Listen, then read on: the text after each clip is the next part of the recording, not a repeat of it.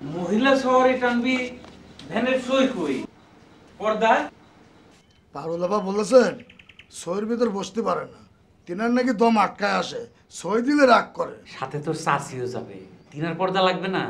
লাগবে তো, চাষি বলেছেন বড় একখান ঘুমটা টেনে বসে থাকবেন। ও, সবই তাহলে আগের থেকেই ঠিক করা আছে।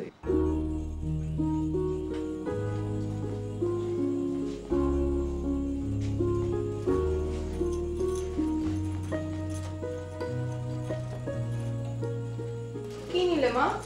তোর মামার জন্য একটু কাঁঠালের বিচি দিয়ে মুরগি রান্না করে নিলাম। ভালো করে মুখ আটকেছো তো, আমার জামা কাপড়ে যেন লাল লাগে। আরে না, কিছু হবে না।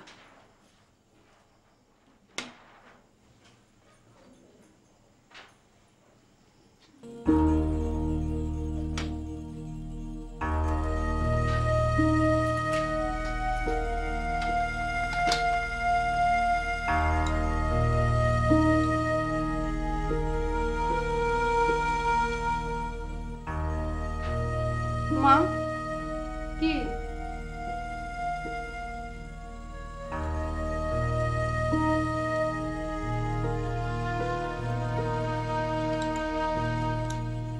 তোমরা আমারে অত দূরে বিয়ে দিবা মা?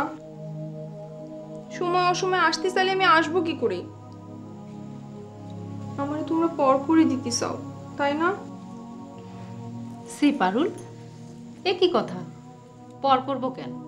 আমার একটাই কথা, সৎ ছেলে চাই, যার মধ্যে কোনো খাইত নাই, খাঁটি সোনা। তাই বলে অত দূরে?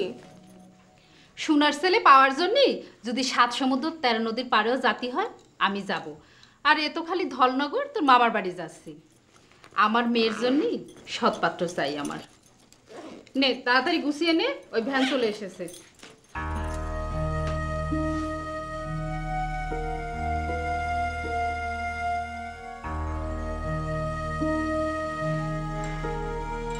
তোর ওই রাস্তাঘাট সব দেখে যাবি, এখন কিন্তু রাস্তাঘাট সব ভাঙাচোরা, খানাখন্দ, ঠিক আছে? কোনো জায়গায় অসুবিধা না হয়। পারুলের আব্বা, আপনি একটু ভেতরে আসবেন?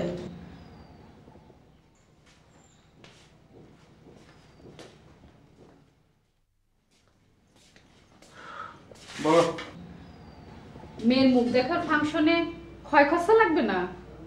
মেয়ের মুখ দেখাতে ভাইয়ের বাড়ি নিয়ে যাচ্ছ, ফাংশনের ক্ষয় খরচা আমি দেবো কেন? মেয়ের মামারা দেবে। কারণ মেয়েটা আপনার।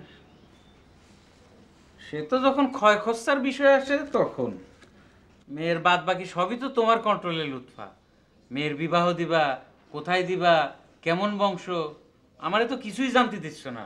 না ধরো। শোনেন, আপনার যা খুশি আপনি করেন, আমি কিচ্ছু বলবো না। গমের টাকা চুরি করেন, মাটি কাটার টাকা চুরি করেন, গরিব মানুষের জমি হাতায় নেন, আমি কিচ্ছু বলবো না। কিন্তু আমার মেয়ের বিয়ের ব্যাপারে আপনি একটা কথাও বলবেন না। ইয়া আল্লাহ মাবুদ, আমাকে নিয়ে তুমি এইভাবে ফ্রি স্টাইলে কথা বলো? তোমার বাপের বাড়ির ভোটগুলো নষ্ট হবে, তাই তোমার কিছু বলতেও পারিনি। ঠিক আছে, যাও।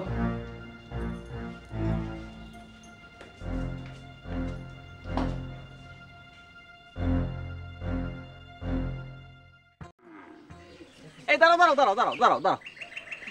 সালাম আলাইকুম চেয়ারম্যান চাচি। ওয়ালাইকুম আসসালাম। ও আল্লাহ, বকুল ভাই, মা অত বড় একটা লম্বা ঘুমটা টানি বসে আছে, তুমি বুঝলি কি করে যে উনি তোমার চেয়ারম্যান চাচি?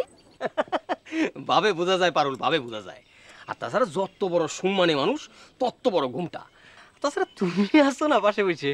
আর বলিস নে বাপ, ছাউনির মধ্যে বসলি নাকি ওনার দম আটকে যায়। এদিকে আমি যে এত বড় ঘুমটা টেনে কিছুই দেখতে পাচ্ছি না, সেটা তার খেয়াল নেই। তা বকুল, তুই ঢাকায় কি করতেছিস রে? আমি চাচ্ছি ঢাকায় আপনার ওই সিএনজি চালাই। সিএনজি মানে হচ্ছে বেবি ট্যাক্সি। বেবি ট্যাক্সি চেনেন তো? মানে বেবি ট্যাক্সির মতো একটা উন্নত মানের আর কি, একটু অন্যরকম নতুন কিছু আর কি। তো এই আপনারা কনে যাচ্ছিলেন যান, আপনাকে আর ঠেকাবো না। যান তাহলে, যাও। আসসালামু আলাইকুম।